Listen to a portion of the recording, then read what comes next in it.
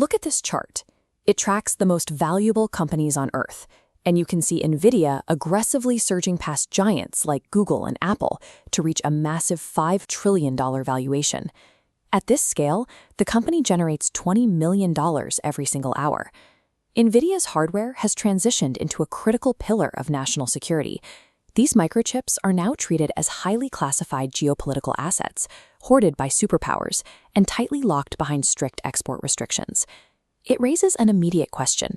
How exactly did a company built to render video games take over artificial intelligence, run the algorithms in your phone, and trigger panic in capitals globally?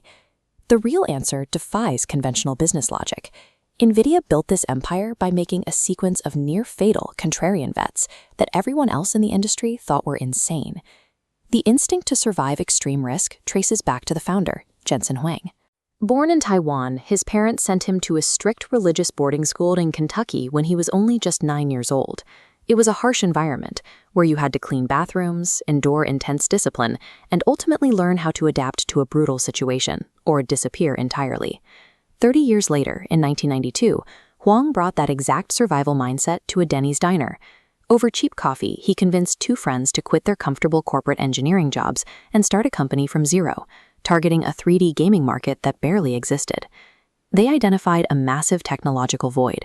Video games were demanding more complex 3D graphics, and the traditional processors inside these beige 1990s desktop computing towers were entirely mathematically incapable of carrying the heavy load. Someone had to invent entirely new hardware to process 3-dimensional worlds. That diner pitch hard-coded Nvidia's corporate DNA. They would isolate a massive computing problem, commit all of their resources to solving it, and step into the void with absolute, uncompromising conviction. This comparison illustrates exactly how their first product, the NV1, nearly killed the company. Nvidia spent 2 years and every dollar they had designing hardware to render curved surfaces. Then, Microsoft published a new industry standard based entirely on tiny flat triangles. Nvidia had confidently built a highly advanced chip for a reality that no longer existed. The financial situation became terminal. Their only lifeline was a single contract with Sega to build a graphics chip for an upcoming console. But completing that contract meant building another dead-end product using the same flawed curved surface technology. Huang booked a flight to Japan and did the unthinkable. He told Sega's executives they should cancel the contract immediately because the chip was worthless. Then he asked them to take the $5 million on the contract and invest it in Nvidia anyway, or his company would vaporize overnight. Against all corporate logic, Sega's CEO agreed. He simply liked Huang. That $5 million bought Nvidia exactly 6 months of payroll to start over from a blank whiteboard and build a completely new triangle-based chip called the Riva 128.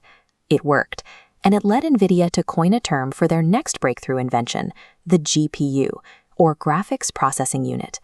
Instead of a general brain trying to run a whole computer, they built a dedicated, highly specialized brain strictly for heavy 3D math. Surviving the NV1 disaster taught Nvidia a vital lesson. Radically abandoning bad logic and pivoting immediately was the only way to stay alive in Silicon Valley. To understand their next gamble, think of a traditional CPU as one incredibly smart employee, solving complex tasks one by one. But a GPU operates differently. It's like 10,000 interns solving thousands of tiny math problems simultaneously. This is parallel processing. In 2006, Huang looked at that parallel processing power and took a $500 million risk. He launched CUDA, a software platform that allowed scientists and researchers to use gaming GPUs to run massive physics and fluid simulations. Wall Street hated it. For 6 years, it generated almost zero revenue.